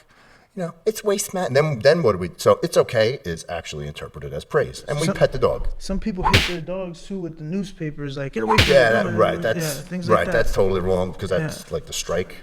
But Yeah, the hands. It's Gotta keep okay. The hands as a positive, right? Positive, right? yeah. But reassurance is bad because it is interpreted by dogs as praise. Then we go ahead and throw in an explanation, which totally throws them off, right? And we tell them what the garbage truck is doing and who's driving the garbage. It's just Frankie and Louie. They're going to take our bad stuff and they're going to bring it to the dump, and part of it's going to be recycled, and the rest of it's going in the landfill. And it's going to turn into methane. And that's why they're considered a green corporation, and they're actually on the NASDAQ now. And the dog is like, "Well, I don't know what the hell you just said. I don't know if that's shit. Lay down. What do you want me to do? No, Oh my nothing. God, I'm freaking out here." That's what the dog is saying. Right. Congratulations. You just told the dog it was good to be stressed, and then you added a whole lot more stress on top of it because the dog is saying, "I don't know what you want me to do. All I know is that big green thing with the wheels that smells like garbage is bad, and you're nuts." Right, because the dog is primary senses its nose and it's Doesn't smelling. understand the words. Has no idea what you're saying. Doesn't understand the words. So then it turns into it smells the garbage truck around the block and starts shaking. Why? Because it wants to get out. Because you've done that, Mrs. Smith. You've done that, Mr. Smith. You've taught your dog that freaking out when it smells the garbage truck is what you want. So what is our solution to that? Shut up. Don't say nothing. Just shut up. It's very simple. If I had to say 2 words to people who are coming to me with anxious dogs, if your dog is imperfect, right? Now that's open to interpretation as well. Because our dogs are perfect, and they're perfect for us. But if your dog's behavior is not up to your standard, if you have a complaint about your dog, if your dog isn't listening to you, or you have any other complaint about your dog, my primary advice is that you simply shut up. You know, that's so interesting that you're saying this, because when so I travel, excuse me, I travel when I go to these like third world countries, and I seen dogs that are like out on the street, you know, skinny, hungry, like looking a mess, but those dogs are usually very calm, and you'll be surprised, like people are walking past them, trucks, cars, motorcycles, and those dogs, and I'm gonna assume it's because no one talks to those dogs. No one is like, "Oh, come here," blah, blah. Like no one is giving it no negative reinforcements or improper positive positive reinforcement. People are just kind of like, they ignore the dog. they ignore it, Right. and then in turn, the dogs, when they walk around, and this is, you know, it looks like a zombie dog, but it's walking around and it's not really. It sees you. It kind of walks past you. It doesn't really. People don't understand when they excessively vocalize to their dog. They're making their vocalizations irrelevant, which then in turn makes the person, the source of the vocalizations, irrelevant, right? And it depends on the dog, yeah, because you may have a 160-pound English Mastiff or Newfoundland laying on your couch, right? And you may bust in a door. "Oh, you know, Mr. Bean, I missed you so much." And the English Mastiff lifts up his head and says, "Yeah, right, where were you, mate? Yeah, good to see you. Been out all day. Don't think I'm getting up off this couch, yeah? Go fetch me some fish and chips, yeah, right? I'm waiting all effing day for your bloody ass, yeah?" dogs don't speak humanese, man. Right, they don't speak human. So the dog is just that chill. It's possible, right? But some dogs are excessively reactive to that. We speak to the dog, nothing happens, nothing is expected of the dog, and the dog understands, well, I didn't have to listen to any of that now, did I? Right. Okay. Then we speak again to the dog, we make eye contact at the dog, we vocalize to the dog knows we're speaking to him or her. Ingrid knows right now, I'm not speaking to her, I'm not addressing her, right? Notice she's we're talking because people like to say it all the time. Well, if I can't speak to my dog, that means I can't have a conversation with my husband because you're saying that the dog thinks that my words are talking to him. So you're wrong, Richie. Okay, now you're being argumentative. Right. Right? Right. Take it easy. Take it easy. Chill pill. Right. No, your dog, a lot goes into it. Your dog knows you're not talking to him or her. Right. That's why your dog thinks it's so weird when you're yelling at the television when the Yankees are winning or the Mets are winning or the Mets are losing or the Giants are losing or winning. Ears up, and it's trying to figure out what are you doing. It's trying to understand why you smell like stress hormones. Meanwhile, you're only watching this box. Yeah. Right? Now, I know people who are watching this, people who are listening to this are going to say, my dog watches TV. He very well may watch TV, yes. But it doesn't mean that the dog understands why you're upset when you're watching the newscaster spout his political views that are angering you. Dogs watch television? Some of them do. Some of them watch the images that are going back and forth. Really? Some of them know that there are dogs on there. Cats will watch things move. Things that move like birds, things that move like other cats, yeah. Yeah, those are good things to consider when. But your dog smells you. Yeah. Your dog smells you. Once again, Ron, I got to apologize. I think we got off Oh the yeah, original topic. I from apologize, man. Nah, man, this is a free flowing podcast, so we're good. You know, we could take it wherever. I mean, we could literally talk about aliens. You heard about the aliens that they just? I don't know if you know, but there's. I heard a little something about it. I don't know. They just released some images of some aliens, but you know, we can talk about it. You know what?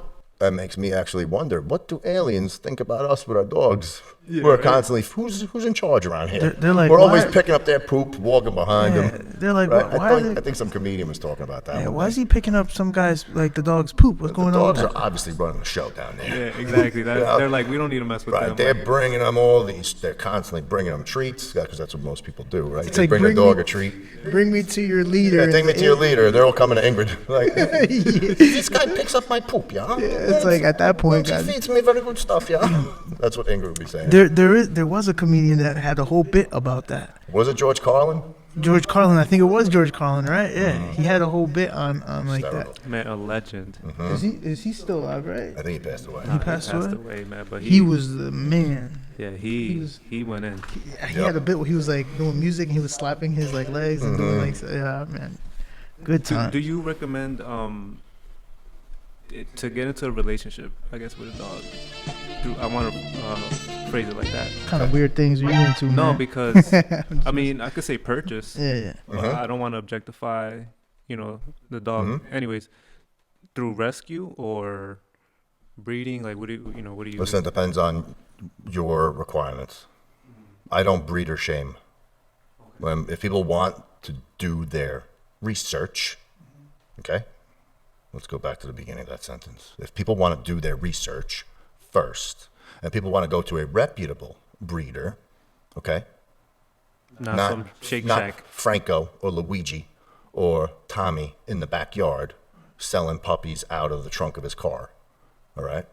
How do people even get into stuff like who? You know what I Money, mean? man. Money. Yeah, money. I just If find the that to breeder be is so, willing to show you the parents, if the breeder is willing to show you the grandparents, right, and they're on location, if the breeder is willing to show you how the dogs are raised, and all of the not even the AKC documentation, but the documentation from other breeders, because remember, these dogs just don't come about, right. right? They have a lineage, like Yes. Then, history, yeah. There are good dogs to be purchased out of homes. But to go to these puppy mills, I'm trying to choose my words here carefully. See, Right, 'cause I've you're in the learned, industry, yeah. I've learned to think twice and speak once over the years. Just like a good carpenter, right? A good carpenter measures twice and cuts once. I would highly recommend people avoid puppy mills.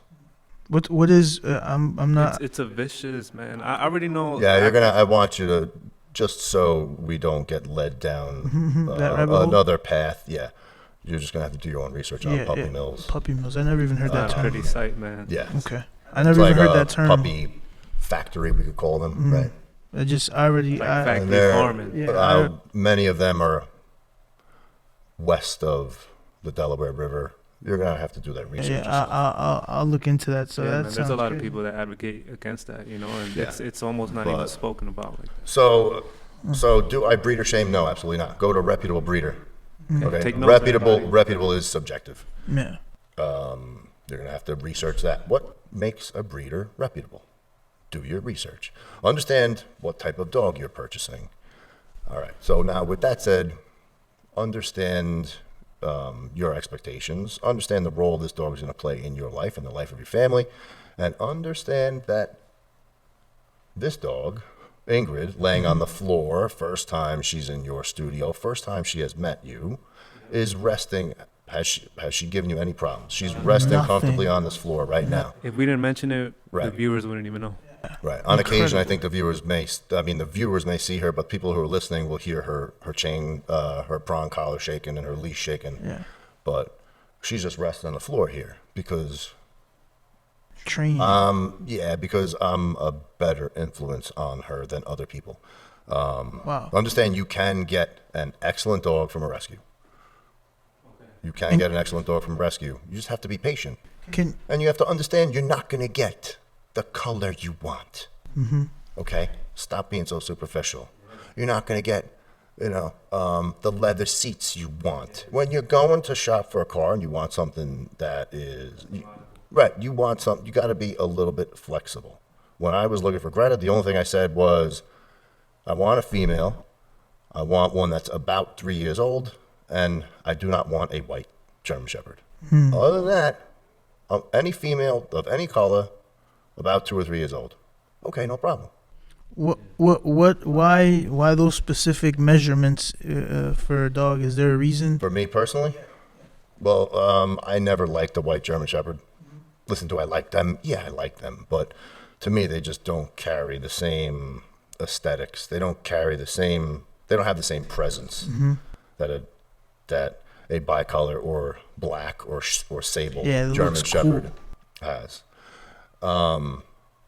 But first and foremost, we have to understand that many white dogs are white due to a genetic mutation. So there could be That's crazy. there could be some other genetic. The dog can be subject to,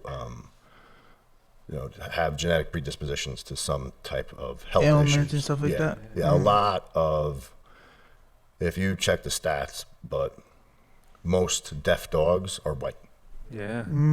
Even with cats. Yeah. Right. I've seen on Instagram. I've seen like a clip of like they were basically talking about their coats and they're like this and that. Right. And I showed it to you. Yeah, I And remember also that. the white Bengal tigers. Right. Oh yeah, They don't show them like that, they but they don't have like defects. Right. They But don't what you even see on TV is Most they look and listen, it's not the white dogs are deaf. It's the deaf dogs are mostly white. What? Yeah. You understand? Yeah.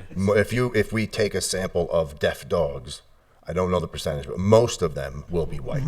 I'm not saying that every predisposed. white dog, because remember, there are dogs that are white. Yeah. First, like the Dogo Argentino. There's a reason for it. It's so they can see him running around in the forest in Argentina. Right. Okay? They So they can bred see- them that way right, so that so they, they can could be- visually. right, But exactly. but an offshoot from that is now those dogs, because they're being led in a certain genetic pool, they become. I don't know the breeding of the Dogo Argentino. I don't know, but true breeders of the Dogo Argentino have reduced that deafness gene because they, and it's going to be harsh, but as little as 50, certainly 75 years ago, you didn't find white German Shepherds because in Germany, they were euthanized upon birth. Sadly, they would come out of the birth canal. If the dog was white, it would go right into a bucket of water. Damn, they would. Yeah. I mean, there's ruthless. there's It's a not. lot Is of- it? It's genetic harsh. purity, really. It's what harsh, It is. yeah. They used to do that with albino children in Africa. Oh, really? Yeah, if a child was born and it was albino, they would immediately just. You know what I'm Right. saying? Dispose of it. Yeah. Right. Now, listen, with people, it's very, very different, obviously.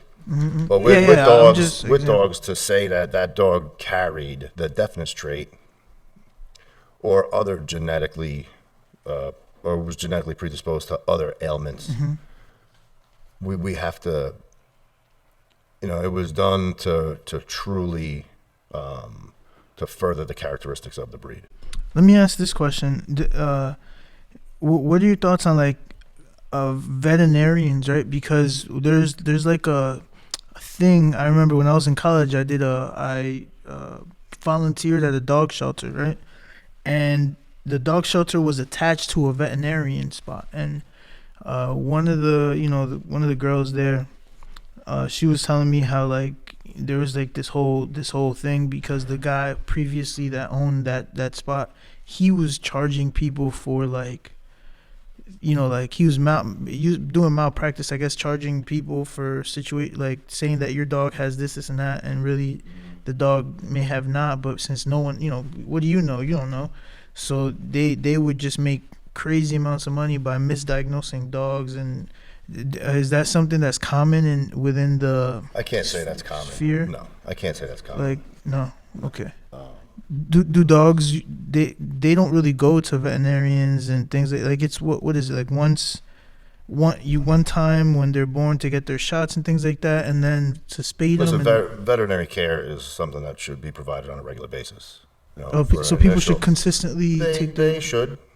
If regular like after a routine dog's- checkups. Yeah, after a dog is a year old and has obtained its immunizations, and then it's safe to bring your dog to the vet every year. Every year, do you recommend that as a? I would have to recommend that. Yeah. There are deworming treatments that it's simply responsible that we provide for our dogs. Deworming, because dogs do have a lot of worms in their gut, and then A lot of it's environmental, but do you depends think on where they are and do you what they're think ingesting. that giving dogs raw meat is better than giving them like the regular Processed food? Yeah. Raw meat makes them more aggressive, right? I wouldn't say it makes them more aggressive, no. Oh. But it's what is biologically appropriate for the dog. And we can go down yet another rabbit hole with that, too. Really?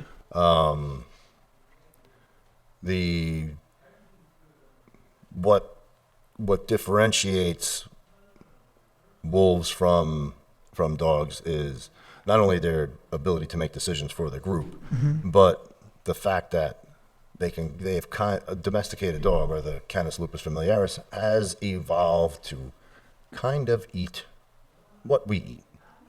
Rice and beans. Well, yeah, maybe pasta. Dogs have developed a little bit more of an omnivorous diet. So Yeah, I've seen dogs eat fruit before. I'm like, huh? Wait, Yeah. what? It's like, They make them Right. vegetarian or something. now, with that said, it's important. That we take into consideration grains have changed. diluted. Yeah, grains have changed exponentially. So, especially over the past 50, 60 years. Yeah, that's a fact. So that's why you see a lot of grain-free. Yeah, shout out Monsanto. Like, that's crazy. GMOs Yeah. and all that. Right. So, and remember, dogs don't hunt Like they for used to. wheat. Oh yeah, that's right. Your dog doesn't go into a field and say, "Yeah, I want some corn on a cob." Yeah. So if we were to leave a dog in like, let's say you're a farmer, you have chickens, would you say it would be more appropriate to release like one chicken and let the dog kind of? So for like me, I don't know how I go to Petco and I get a bag of fish, and then I release the fish into The fish tank. to where the turtle tank, Okay. and then I unfortunately it's like it sucks, but the turtle eats the fish, and I can't. It sucks to see it. I'm like, but That's nature. it's nature, right? So would you say that let's say like that would be the best way to keep your dog healthy active. To feed it a raw diet. Yeah, like We're not talking because don't put me in a tough spot here, right? I don't want to hear people saying, "No, Richie's saying that the dog should eat live chickens." That is not what Richie's saying. No. I'm saying like with regards to like a natural, because the fish that I'm feeding the turtle are I alive. have contacts in Texas. Okay. All right. Everyone go follow Texas Akita family. All right. Yeah. Texas Akita family, right? Texas Akita family. Yeah. We'll put the link in the thing if you want. Brittany gives her dogs whole thawed out chickens that have been frozen for a little bit, but the whole thing, because they eat the feathers, they eat the feet, they eat the beak, they eat the comb, they eat everything. The dogs, that naturally, that's the best. However, what she does have, she has hybrids. Hybrid chickens? Or She has hybrid dogs that are part wolf. Oh, wow. Yeah. How does that, like, what, I guess I know how it happens, but how would you capture, you can't domesticate a wolf, right? Or can you? That's a whole nother story. You're gonna have to have Brittany on your podcast. Brittany, come over. Yep. That's interesting. And it's the Texas Akita family. So she knows she has a super she's a super wealth of information regarding raw feed and the wolf hybrids. That's interesting. Yeah, some people, if they go all out, they put the But again, I have to make sure I tell your listeners, don't go get a wolf hybrid. Yeah, no, that's probably not a good idea, guys. Don't do that. Don't go get a wolf hybrid. Yeah. If you can't control Fluffy, you're not gonna be able to control a wolf hybrid. Yeah, because and especially if you have children, you don't want to mess around. But there's always the exception to the rule. People always have stories. Oh well, I had 6 wolves growing up. Yeah, I know. You went to the moon, and you also saw Santa Claus putting the gifts under the tree, and you shook the tooth fairy's hand. I know. Because people love to disagree with you. Yeah. Oh yeah, they do. Or bring out the exception. Right. To the Well, let me tell you guys. Listen, for everyone watching this, do not get a wolf hybrid. That is, right. And don't feed them live. No, because at the end of the day, it winds up. The people are foolish. The people don't. What did you read to me? The people don't commit, right? And who pays at the end? Who pays? The dog pays. You don't pay, Mrs. Crabtree. You don't pay, Mr. Smith. No, you call Richie. We work 2-3 sessions. You don't commit. You don't commit to Greta Train's dogs, do you? You don't commit to your dog at home. I commit to your dog. You don't commit to your dog. You put in 2-3 sessions. You think I'm gonna fix your dog 1, 2, 3. No, I have to fix you. I have to fix you. I have to get you to understand dogs are nose, eyes, ears. I have to get you to understand that providing affection to a dog initially is destabilizing. I have to get you to believe that your dog is unstable because you think it's a fur baby. I have to get you to understand that shutting the hell up is actually smart because dogs are nose, eyes, ears. I have to get you to understand that making your dog's decisions is actually beneficial. I have to get you to believe that moving your dog and having your dog survive every interaction that takes place under your guidance and control strengthens your bond, right? I have to get you to understand that humans are the only species that will follow an unstable leader. bar. Dogs will not follow an unstable leader. So you come in here yelling and screaming that you've been in traffic on the turnpike or the parkway or whatever, or that so-and-so at Starbucks got your coffee wrong, and you expect your dog to be cool. You're so inconsistent, you're so hot and cold, and then you come to me and complain that your dog chews your shoes, that your dog guards you, all right? Guards you. Like your dog will not let people come up to you because your dog feels that you're unstable and that you can't take care of yourself. So I have to get people to understand that dogs build a relationship with humans and other dogs by establishing trust first, respect second, and then love.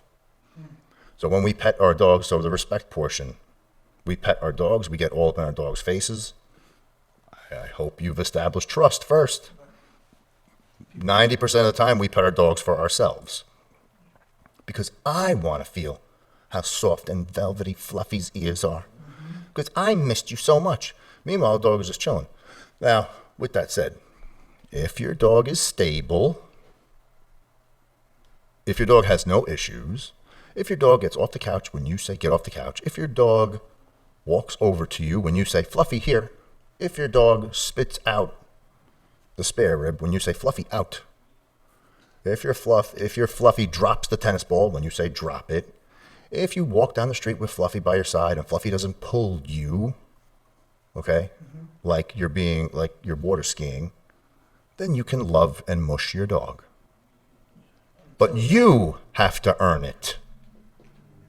You, the human, have to earn it. You have to earn snuggle time on the couch or the bed with your dog. You have to implement that permission-based lifestyle. You have to do the work. You have to do what's hard now so the future can be easy for you. You can't just bring a dog into the house and say, okay, no rules, get up on the couch with me. You can eat whatever you want. You want to share my turkey drumstick? Sure, no problem. And then believe that the dog's going to listen to you.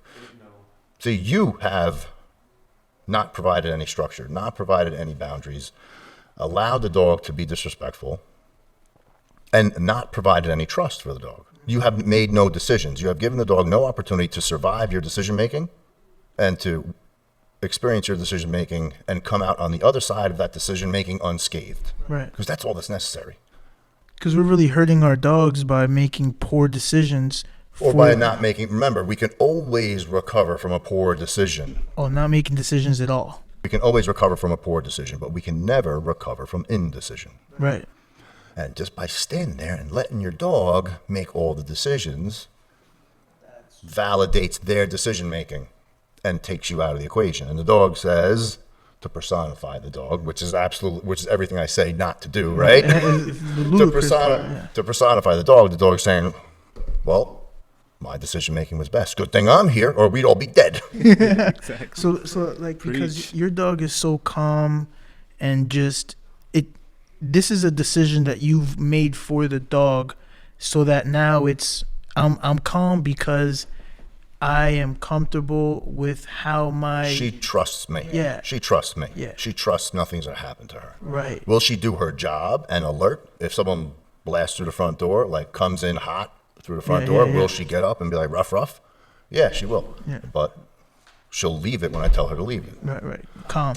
See, for every decision we make for our dogs, which they survive or at least come out unhurt, right, they learn that our decision making was the reason for it. However, if they're allowed to make decisions, they think their decision making is best. Right. Does that make sense? Yeah. So there's this reoccurring theme with people that they anthropomorphize the dog, they humanize the dog, they let the dog have freedom because freedom is great. We should all have freedom. Well, not if you're a dog, or not if you're me in Home Goods. Because what happens to me in Home Goods? Popcorn, hot sauce, knives, all the wrong stuff. If I'm limited there, and my girl's like, just push the shop cart, pay, honey. That's the only real problem. The only masculine thing at home at Bed Bath & Beyond, knives, right. Popcorn. Right. That's hilarious. No problem. And I'm secure enough to say that. When I go there, I'm no problem. Right. Push the shop cart, hey, I can do that. Yeah. Pick stuff out here, color coordinate stuff. Pick out. Did you know that pine-scented candles are inappropriate for the summertime? No. I did not know that. Why? I mean, it smells good. But girls, they on it. Apparently, I'm not supposed to be buying pine or wood-scented candles year-round. I didn't notice, but whatever. Hey, man, I'm sure a bunch of the guys watching this don't know this either. I mean, right. But you get it, right? Yeah, you get it. absolutely. When you make the decisions, decision-making to a dog is kindness. Decision-making to a dog is kindness. I can't reinforce that enough. You know, when you make decisions for your dog feels protected. Mm-hmm. Rich, we appreciate you. Thank you for all the knowledge. We have run out of time. I told you not to get me on certain subjects, no, man. To be continued, because this is great, man. We could keep going. We want you back. this information is like key. People need to hear it. So Yeah. please tell us where they can find you. Listen, first and foremost, I genuinely appreciate, you know, there you go. Now she's shaking. Yeah. She heard the tone change. Hey, seats. Good seats. Good girl. I genuinely appreciate being invited here. All right. Thank you. We appreciate you for being here. It was truly humbling to be asked. All right. And I don't take it lightly. So thank you both, gentlemen. I appreciate very it. much. It's more so so I can tell Greta's story, and so people can understand who Greta was and how important she still is to me, and how good girl, and how there is a Greta out there for you too. Ingrid can be dopey. You just heard her hit her head on the ground, right? There is a Greta out there for you too. Right. All you have to do is be open-minded and willing to learn certain things. But remember, Greta was my dog, and that's why it's called Greta Trains Dogs. It's Greta Trains Dogs. We're on Instagram at Greta Trains Dogs. We're on Twitter and Facebook also, but we're also on TikTok as Greta Trains Dogs. Whatever, go to Instagram, Greta Trains Dogs. Yeah, our that website, folks. Yeah. our website conversely is Greta's Dog Training. Remember, it's Greta with one T. There is a Greta out there for you, just like I was able to find my Greta, and just like Greta was able to find and rescue my dumb ass. So, again, I genuinely appreciate you inviting me here. It was a tremendous honor. So Thank you so much, very brother. I Thank you, man. We'll appreciate put it. all your links, all your information. We'll That'd be put beautiful. it down there. This is what we're here to do, man. Network and And- add value to the world. Yeah, we would love to have you back, and we Yeah, it'd be can great. Yeah, we can definitely get into other topics and some of the things that are more, refined with regards to training dogs and things that you I want to told share. you we were going to go down the rabbit Yeah, hole, right? yeah. With the many offshoots, right? As above, so below. Yeah, he knows, bro. Listen, the first time we spoke, I was just like, wow, amazed by how much wisdom and knowledge you have. Well, you give me far too much credit, but No, brother, you're very appreciate it. humble. You're very humble, and I thank you. I want our audience to please, if you guys can, make sure you guys tap in and check his Instagram out. He's a wealth of knowledge, especially if you really care about your dog. Like no one is above knowledge. So you may think about your dog. Have Rich look. He may find something Yeah. that could be better. We all want to better our Yeah. animals, better our family, because at the end of the day, animals, dogs are part of the family. Right. So just give yourself an opportunity to learn. Right. If you see us on the street, I may not look all that approachable in the cargo pants and whatever. If I have the little scowl or whatever, the work mode, but just say what's up. Absolutely. Dogs are fun. Remember, dogs are fun. If we're not having fun with our dogs, there's an element that's lacking. Yeah. So we're here to help.